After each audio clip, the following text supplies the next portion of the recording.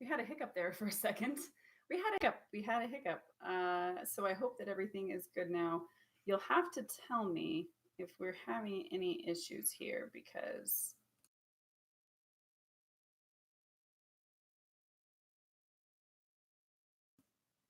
it should be good. I hope it's good. You'll have to tell me if it's not good. Okay. Hi again. This is the third day of the book launch week. So one of the suggestions that you guys gave me the last time we talked was that, hi, so glad you're here.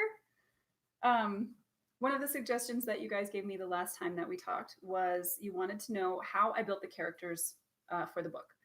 So I'm probably going to be a little bit disappointing here because I don't do any of the normal stuff, or I don't know if it's fair to call it normal stuff because I'm sure some people do this and some people don't. I am in the category of people that don't, but I do not plan my characters in advance. I don't have character sheets. I don't take, like the personality tests or whatever for my characters. I don't do any of that stuff. So a lot of times my characters will come in one of two ways. Sometimes they will be born just whole cloth all of a sudden as I'm writing. I know who they are. And sometimes I will get them piece by piece as I continue to write. And for my main character, Allie, who is the protagonist of the founding trilogy, the first three books in the Eververse Chronicles, she was basically born immediately. She came to life with the first sentence of the book. I knew her intimately almost right away. It was crazy that she just was kind of born all of the sudden, and I completely knew and understood who she was. With some of the other characters, they came to life quite a bit more slowly. Even the characters who are main characters in the series, like Ronan, I knew the broad strokes of his characters, like as simply as there's going to be a love interest. His past is going to be from this area, and he's going to do whatever. That's kind of all I knew about him. And I learned about him as the reader learned about him. I mean, I learned about him as I wrote him. So it was all really super organic, aside from kind of the broad, strokes of who he was and what part he needed to play in the story. And then a lot of the supporting characters, I also knew the broad strokes of their characters and learned about them as I wrote them. So far in my writing career, there has only been one character that I knew the broad strokes, and then all of a sudden I had problems characterizing them, and that is the bad guy. Um, I don't know if I want to say his name or not for people who haven't read the first book, but the bad guy. So Dal Cecil says, I get to know my characters in depth before I start writing. I do research for their appropriate names, but still I don't have sheets and personality tests and such. And yeah, that makes sense. I mean, I think a lot of people, will do it that way so that as they're writing, when the character makes decisions, it makes sense for them. And I'm not sure why I don't do that. I'm not sure what it is that makes me not like try to learn them beforehand, aside from just the outlines of who they are and how they're going to participate in the story. Um, so yeah, I just, for whatever reason, I don't do that. But um, I also think that in a lot of ways, because I learn some of these characters as I'm writing them, they feel really organic. So they kind of come to life in front of me the same way that they come to life in front of the reader, which is pretty cool. Um, so yeah, so main characters, broad strokes. A lot of the supporting characters were broad strokes. And funnily enough, I did not realize how those characters were going to come into play in the later books. In a way, leaving them kind of open like that allowed me to find things about them and to kind of trace lines through the books that I hadn't expected. And so they actually come in ways that I didn't necessarily prepare for. And partly that's because I did a lot of pantsing. My plotting thus far has been very minimal. So leaving myself kind of open a little bit like that with the characters allowed me a lot more leeway, I think.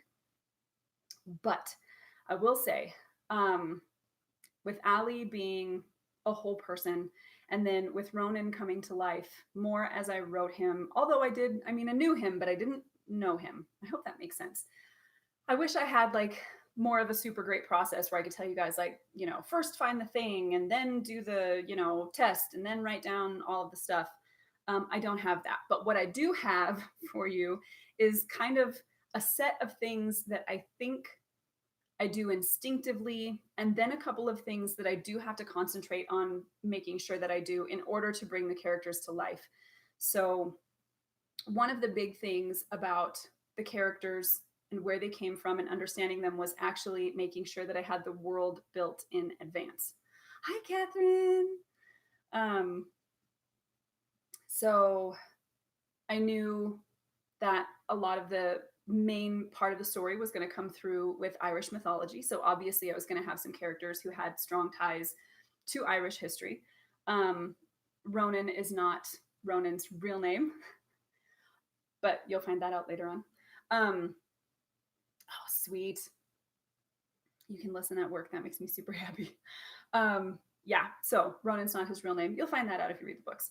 But so having that world built and understanding where they came from helped to shape the characters absolutely. So Ronan's history is Irish. Some of the other characters' history is Irish. Some of the other characters actually come from mythology. And so they have, traits that are true to the mythos that spawned them. And then other characters are just built right out of my imagination. So the two main characters, yeah, for Irish mythology, so cool and interesting. So the main characters and the main plot line kind of pulls through that, but then it also ties into some other mythologies from other parts of the world as well. Mostly they were chosen for things that I was interested in as I grew up, because I already had some familiarity, but also I chose them because the storylines played into what I wanted from the book. Which made everything a lot easier, and it was really fun to like twist those kind of parts of the myth to fit what I was going for. So they are true to the myths as far as they go, and there are slight changes, but those things hopefully will make sense when you read them. So yeah, so the first part of the character was built off of the worlds that they came from. So some of the characters you'll find out later on in the books have actually come from entirely different verses, and so their characteristics fit. One of the characters, Lauren said, I have to talk about Molfus, so I will talk about Molfus. Molfus is from what would be the area of Russia in a different version of Earth. And so, well, Dad wants to know what other mythologies tie in, and I can't say all of them because that would be giving some stuff away. But I will. There is Norse in there. I'll just go with Western Europe for the most part, although there will be some stuff that comes in from Africa as well. But I don't want to give that away too much because that's a huge plot twist for book 3. So I'll leave it just with that broad thing. There's enough mythologies and different people there that you could search around and never know for sure. So yeah, I just don't want to spoil things because it will give some stuff away, some kind of fun twists that are there. But yeah, so building up those characters initially, knowing where they come from, and then with Molfus, he comes from the area of Russia in the verse that the version of Earth that he's from, he comes from the area of Russia. So there are some things that make sense from a perspective of somebody from Earth that we might tie into a Russian character. And then there are some things that are specific to his version of that world. So one of the things that really makes Molfus stand out as a character is his dialogue. He does not conjugate his verbs properly. So he uses the present tense for verbs when he's speaking. So he might say, even if it's in the past, he might say something like, I'm trying to think of a good piece of dialogue. Actually, let me just open the book real fast. See all these things? Those are leftover sticky notes from my editing process. All right, let's see. In the first chapter, which I'm actually going to read, by the way, I'm going to read the first chapter on Friday. So Molfus includes a lot of he won't just shorten it down to is, he has to add being in there. So his first line in the book, the second book, is that is not being the most practical use of a knife. A knife is not being a ranged weapon, it is being a range or a weapon for close work. So he uses that. He doesn't past tense very well, and he doesn't conjugate very well. And that has to do with the language that he speaks in his own verse. So that was part of his character from the very beginning. He's the master at arms in a specific place. If you haven't read the first book, I want to tell you because it was one of the fun things to kind of spring on people. But he's the master of arms in this specific verse, and so he's this big hulking man, big, bear of a guy, and his skin tone is actually red. So the fun thing about being able to create these characters that come from other verses is I can give them characteristics that we don't see here on Earth, such as different tints to the skin tone. One of the characters, Danette, her skin is very bluish. So that's a kind of a cool way to show where these characters come from and to differentiate them based on which verse they're from, and not only which verse but also which part of the verse, because of course, if you still have a tropical area, then you're likely to have certain characteristics that you might not have in a northern snowy area. So that's one of the first things I think when building these characters is giving them unique physical traits that help them to stand out from the rest of the cast, particularly if you have a large cast like I do. As you can see, this is a big book. This is the second book. Both books so far have been 130 plus thousand words. And a lot of people come and go in this book. And so I have to make sure that when I'm building these characters, I'm giving them strong physical characteristics that will help them stand out amongst the rest of the cast. And so we see characteristics that Ali has that are stereotypically Irish. She's fair, she has red hair, she has freckles. This plays into where her father comes from and then ties into the Irish mythology as well. While Ronan's Irish side is a little bit darker. He has a little bit darker hair. His complexion is a little bit more swarthy. And so those characters were built around that ideal. Molfus comes from a different universe. So he gets to have some things that we might not see here. Like I mentioned, the color of his skin and the way that he speaks English, which I think Lauren finds particularly charming. So he also has, a sense of humor, but that is belied by the fact that he is also extremely proficient warrior. So those kinds of things are contrasty a little bit, but yeah, so physical traits. And those tying into where they come from, what they do. Obviously, Molfus is a fighter. He is also a big, strong guy. So those things make sense. And then in addition to those physical traits that I gave them, making sense to who they are, Allie's parents were both very athletic. She had, great genes. So she naturally has an athletic physique, even though she only begins to develop that as the first book continues. Ronan has been a fighter since, he was young, since he was probably 13, 14 years old. So he has a physique that makes sense for that kind of action. Other characters, same thing. One of them are Cecily. She is an Alfar. She comes from a verse that is closely tied to Norse mythology. So that's fair to mention. It's not a spoiler or anything. And so she has characteristics that make sense if her people were part of what spawned that myth in True Earth. So those people, the Alfar, are all very tall. They're all very elegant. They're aquiline. They're very pale. So they have, those characteristics that make sense to how you're building them. So I guess I would say, God, this video is long already. I need to get through these faster. So I guess I would say one of the first things is those physical traits, making sure that they make sense for where the character comes from, what the character does, what parts they play, and also in a way that helps to separate them from the rest of the cast. Okay, then also dialogue traits. So Allie is a chick from Seattle. Okay, good. Long videos are good. Catherine says, sweet. Because I can talk for freaking ever. It's a fault that I have, which is probably why I write huge freaking books. So yeah, the dialogue traits. So Allie is from Washington State. She's living in Seattle. So she has a lot of West Coast, Northern Pacific kind of slang. I'm from the area. I used it. I'm not even gonna lie, which made sense to me because then I could tell her, she could tell the truth about from where I'm from.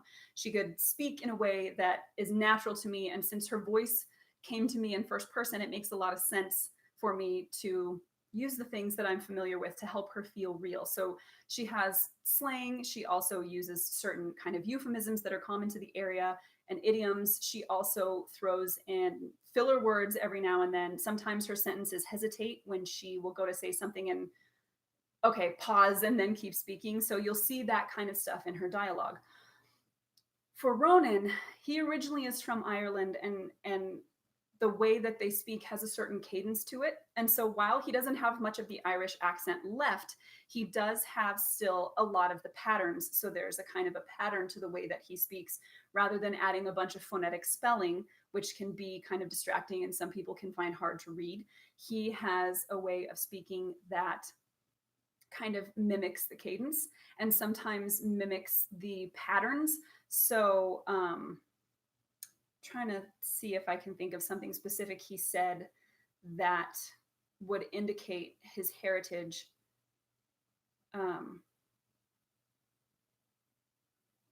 nothing is coming to me off the top of my head. I might have to have I'd have to share that later. But so there are certain ways that he speaks that are indicative of the Irish language without actually moving into those phonetics, which every now and then can be stereotypy. So I tend to pick, if I am going to use phonetics for my characters, I tend to pick maybe one or two words that are a good indicator without actually trying to do everything phonetically.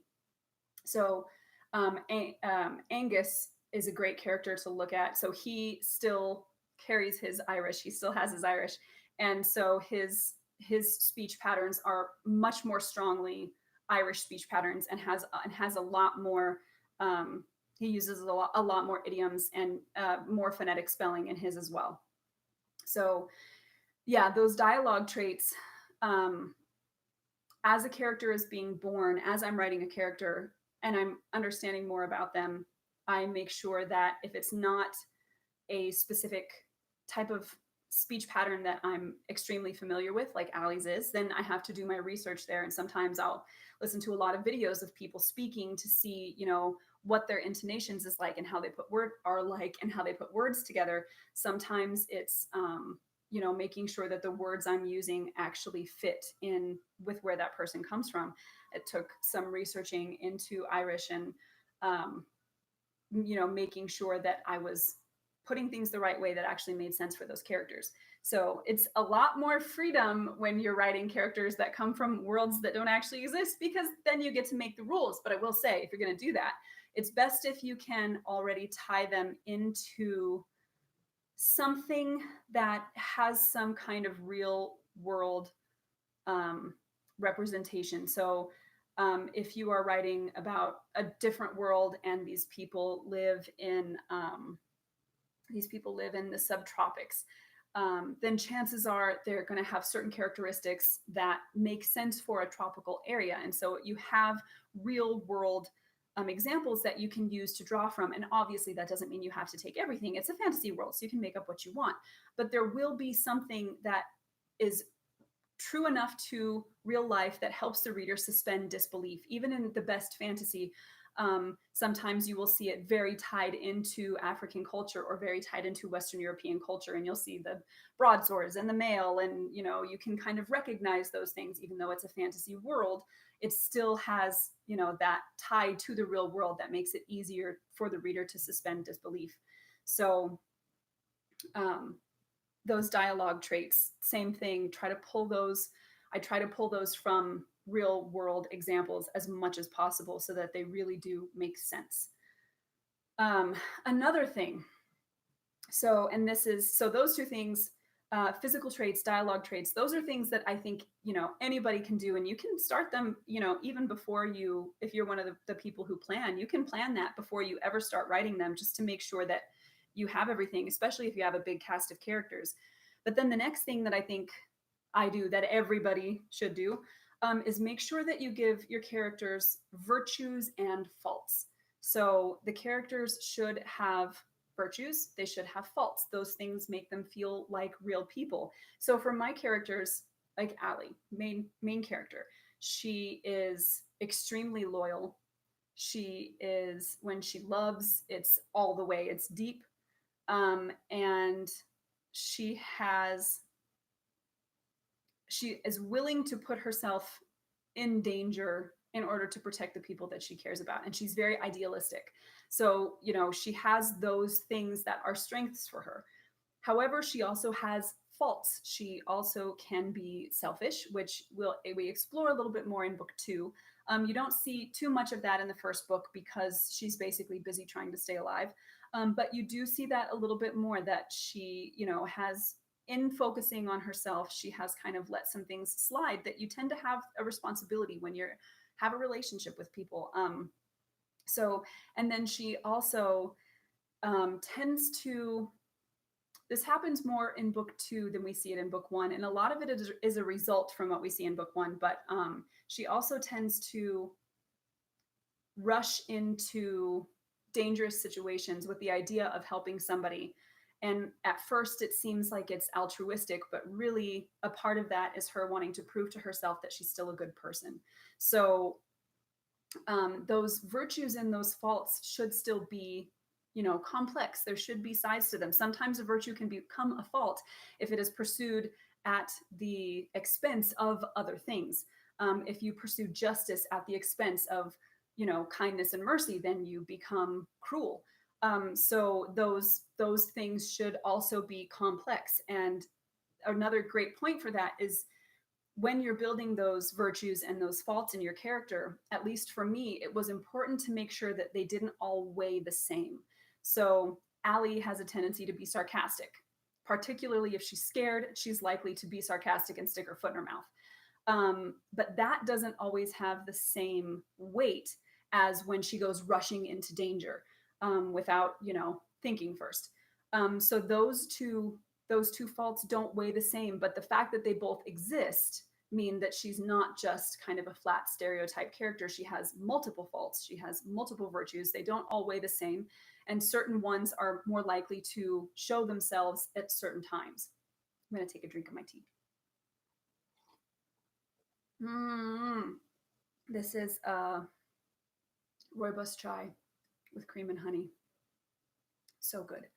Okay, yeah, so virtues and faults, and then making sure that those things are weighed a little bit differently. Those also take quite a bit of time to show, and they don't always show themselves right away. So some characters, particularly supporting characters, may not show their virtues and faults always right away. And sometimes that may lead to characters looking flat, and sometimes that you're using them purely as like a prop for the plot. So be careful of that. And then, so something really interesting. So character revealing actions, and then how those actions relate to what other characters think about each other. One of the ways that you make sure that a character is strong is by revealing their character through what they do, through their actions. So I'll use Ronan as an example for this because I was told that Ronan needed to be talked about today. So Ronan, writing him, I wanted the reader's first experience of Ronan to be a little bit questionable. He basically kidnaps the main character in the beginning of the story. And so you're viewing him always through Allie's eyes, and her first experience of him, she calls him, at least in her own mind, she calls him the jerk. Which, I mean, you know, somebody kidnaps you, you're not going to have nice names for them in your head. But Ronan's job for a long time has been basically an interdimensional cop. And so he deals with a lot of people that he'll never see again in difficult circumstances, often explaining to them that they're not really human. So you can imagine, after a long time, you start to build up a bit of a shell. I experienced this when I was in the military. I was a medic. And so you would have a lot of people coming in, And as much as you want to give everybody all of the empathy and care they deserve, you also have to be a little bit careful, because if you're an empathetic person, you end up really kind of destroying yourself in some ways. You end up in pain quite often on behalf of other people. And if you don't build up some kind of barrier to protect yourself, you can really wear yourself down. And so Ronan has done this. Yes, exactly. Yeah. Sometimes, she said, sometimes as writers, we know a lot of stuff that's going on behind the scenes, but the character that is the POV character doesn't know that stuff. And that's a super great point, because with Ronan, I know all of these things about him, but the reader does not realize these things yet. And the character, Allie, who is the POV, the point of view character, she doesn't realize this stuff either. So she just sees him as kind of standoffish, and she calls him a jerk, and he's kidnapping her, so he kind of is. But he is not a warm person by nature, not warm to everybody. He has these boundaries built up. So as a reader, our first experience of him is that he is standoffish. He's kind of cold, even pragmatic a little bit. And then as we get to know him, I knew, because he is the love interest, I knew that I needed to build opportunities for him to reveal his character, not only to Allie, but through Allie to the reader as well. Because if you're going to have a love interest, and a good one, not an unhealthy one, but a good one, then it's an important, no, this is important even if it's an unhealthy love interest, is you have to have times for that character to reveal themselves to the reader, so that we are either rooting for the love to happen, or we are horrified that the love is happening. And in this case, I needed the reader to love Ronan as much as Allie would grow to love him, because I needed them to be rooting for them to get together. So one of the examples that I have to give of Ronan's character is when they are traveling, they're on the road, they're in a place, they're in a verse where that has not quite caught up to where we're at on True Earth as far as industrialization. So, there are carts that are going basically to market in the city. And one of them has a farmer, and his daughter, his little girl, is sitting next to him, and she drops her doll. Ronan manages to pick it up, and he finds them in the city and invents the story about the doll in order to remind the little girl to take care of her things. So that moment is very sweet and kind of tender, and Allie is seeing all of this happen, and the reader is seeing all of this happen. And while the girl does come back into play later on, so it was not a throwaway scene, but it wouldn't have been a throwaway scene anyway, because I'm giving that clue about who Ronan is, rather than taking the easy way out, which I'll say that it's easy, but it's not a good idea either. If my readers know about the characters only through the characters' thoughts, then we're not really giving them the whole truth, because people do not always think honestly about themselves. In fact, most of the time, people do not think honestly about themselves. We tend to think that we are better than what we are. And so it's important then, which is another thing I have in my notes. It's important then to choose when our characters' thoughts and actions are going to coincide and when they are going to differ. Because Ronan does not think of himself as a particularly great person. And that's because over the course of his duty as a Venatori for all of these years, he's been forced into some pretty gross circumstances. And as anybody who has ever had to choose between life and death for people will know, not only does it make you feel like crap, but sometimes you have to make some decisions that are really, really, really hard. And having had to do those kinds of things has left him not necessarily feeling like he's the best person in the world. So while he would not think those things about himself if we were to be inside of his head, he still behaves in a way that is, worthy of Allie's love and worthy of the reader's affection as well. So I had to make sure with him, and then it's the same thing with the bad characters. You have to make sure that you're giving examples of their actions that give clues to who they are, rather than just hearing what other people have to say about them, or what they think of themselves. And Allie, this really gets strong for her in the second book. Her thoughts about herself and her actions differ quite a bit because she assumes she's doing things for the right reason until she is proven otherwise, until there comes a wall, basically. You know, if the character's moving along and then they hit this wall where they're forced to realize something about themselves that they didn't understand before. Allie then, you know, realizes what the true motivation behind her action is. And so those points for introspection give the reader that thumbs up that, yeah, either you caught it and you saw it coming because we've seen her actions and we've heard her thoughts, or, oh, you didn't catch that, did you? But when you go back after that realization and you look at the actions, then you go, okay, I actually see where that was coming from now. So you're in the same shoes as Allie. In either of those cases, it's still a good thing. So that's one of the big things that I do focus on when I'm writing these characters, is to make sure that there are examples of who that person is by their actions and not just by their thoughts, which goes to that old axiom, telling instead of showing, right? Or showing instead of telling. I mean, you can't tell, but you know, we'll believe you more if you show it. I'll just put it that way. So yeah, the physical traits, which may not be as important if you don't have a giant cast, unless they are tied really specifically to some important characteristic of the character. If you focus too much on the physical traits, if you're constantly talking about how tall somebody is or that they have one leg that's shorter than the other, unless it is an issue for them, like unless that character has a, you know, like a personal hang up around that thing, it's going to get old. And if it's not tied into something that's important about the character, then it's like, okay, I realize that he's 12 feet tall. Can we, like, every time you talk about him going through a door, you don't have to talk about this.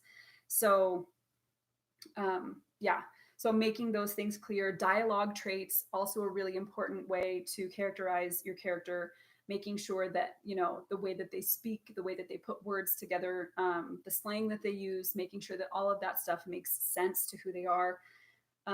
Making sure that they have the opportunity for character revealing actions, so that if you want us as reader to love him, then you show us the reasons that we should love him, not just say he was a swell fella. Virtues and faults, making sure that the character has, you know, some great attributes and also has some bad ones. And this is for villains as well. I mean, my main villain, he's intelligent and he is determined, and he is now I just lost the word. For the people that he cares about, they think he's pretty awesome. And this is the case often. I mean, even bad guys have families, even bad guys have mothers. And most of the time, they're not shitty to the people that they care about. So that is also something to consider. These guys, these bad guys, they should still have some positive traits, whether that is charm or intelligence, or, you know, that they are tenacious, whatever it is, they're going to have something good.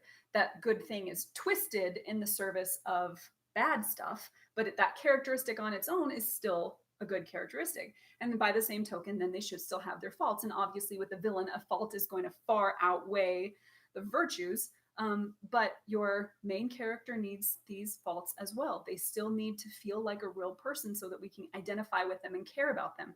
Then just make sure that the faults and the virtues that you give do not always weigh the same. If you are equally kind but equally just, you're gonna be finding some conflict there. Sometimes justice will win out, sometimes kindness will win out, and chances are one will win out more often than the other. So be paying attention to that. And then there is the fact that the character's thoughts and their actions will not always meet up, and that is a good thing.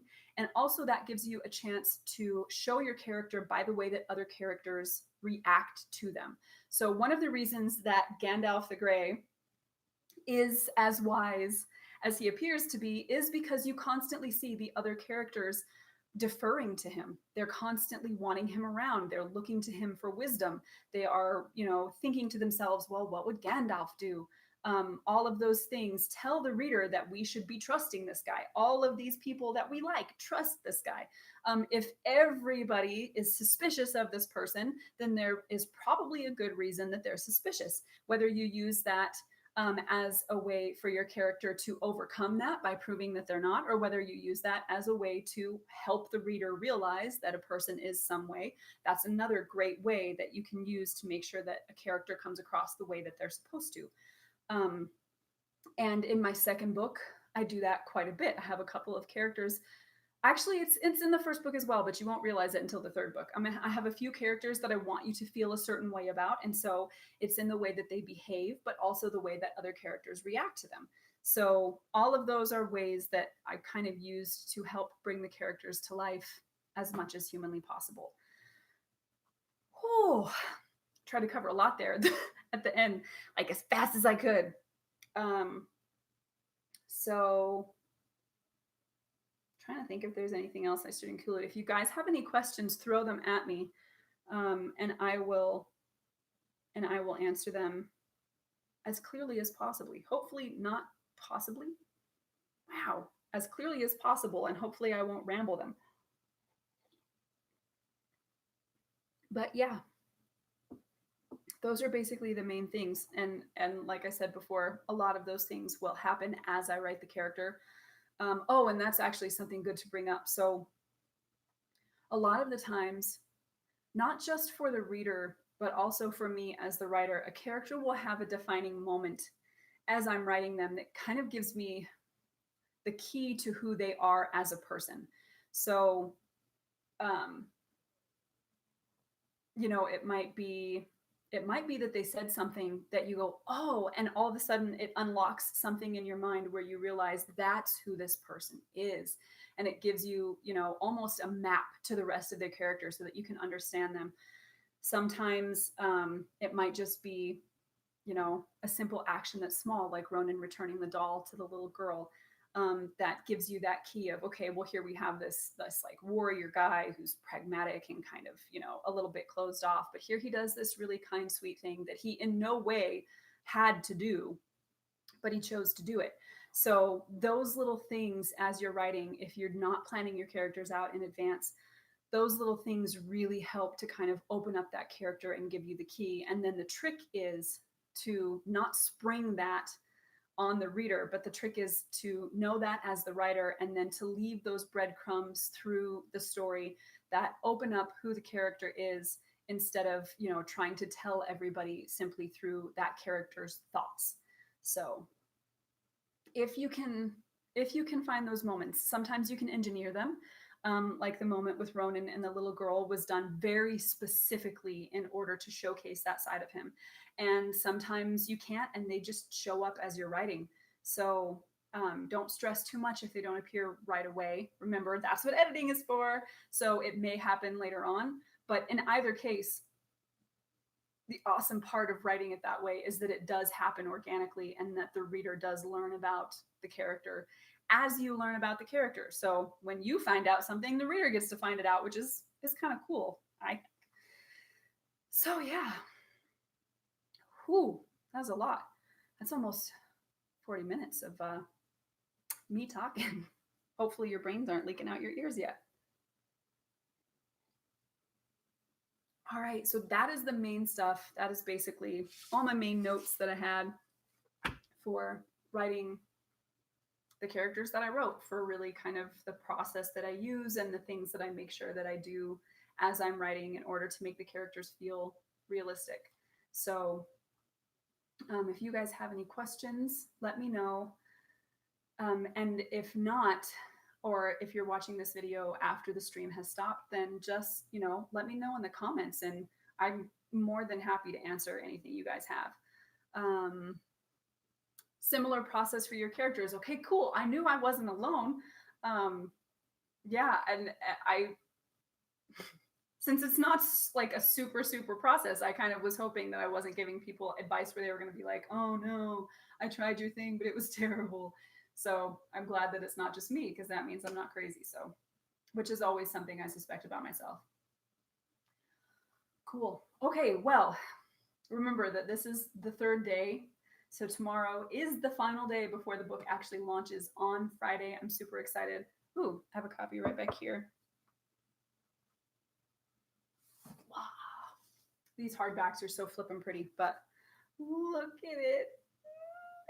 pretty? It has like the jacket and everything stuff on the inside. What? It was really crazy to get this. It's not the same as when you have a paperback. Yeah, this book launches this Friday. The ebook will be live. Paperbacks will be able to be ordered. You can pre-order the hardback. If you do decide to pre-order, just take a screenshot of your receipt, email it to me at NicoleMcEwenAuthor@gmail.com, and I will send you the first 5 chapters of the book so that you can at least get into the book while you're waiting for this sucker to arrive. And then if you live in the continental US, then you can also send me your shipping address along with the screenshot of your receipt, and I will send you some swag. So I have some, I'll grab one real quick. I have some of these cool keychains that have ambrosia nectar and the cover of the book on them. I also have, as you can see back there, some bookmarks with character art that I drew of the main characters that we've been talking about, Ronan and Allie. Yeah, so I will send you that if you pre-order, and just let me know. That is a gift for you with purchase. So yep, this sucker, it comes out this Friday, and on Friday I'm going to be doing another live stream. Hopefully that one will be more fun than this one was, because I have stuff planned out. I'm going to read at least 1, maybe 2 chapters of the book to give you guys, you know, a good sense for what the book reads like. We're going to do a few contests, giveaways, just some fun stuff. So yeah, 10 o'clock a.m. Mountain Standard Time. Hit me up for that. All right, guys. If nobody has any questions, I am just gonna say that that's it for the longest video I've ever made. Holy moly. Sweet. Yes. Okay. Yeah, so I'm going to read it, but I do have plans for the production of the audiobook. I'm actually going to start recording the first book, The Laws of Founding, pretty soon. I have like a mini studio set up in my closet. So maybe at some point I will show you guys that and kind of walk you through as I do that. Maybe I'll just do a series on my blog where I kind of walk you through how I'm actually putting the audiobook together myself. And if it's an epic failure, then you guys will watch me crash and burn and know what I did wrong, hopefully. And if it's not, then we will have an audiobook read in my voice, which is kind of fun. So yeah, that's all on its way. Okay, so show back up tomorrow. I will have another video ready for you guys. Ooh, that's bright. Let me turn these things a little bit. There we go. I'll have another video ready for you guys. And then I will be here on Saturday as well, live streaming and yeah, all the fun stuff. So that's it for how I work with my characters. I realized it was a bit ramshackle, but maybe I'll put something together that's actually like, I'll script it so that it's all clear and takes a lot less time to watch. Thanks for hanging out with me, guys. Catherine and Dalcicel, thank you guys for showing up and saying hi. And I will talk to you guys later. Remember, show up tomorrow. The book comes out on Friday. And until tomorrow, have a wonderful rest of your day.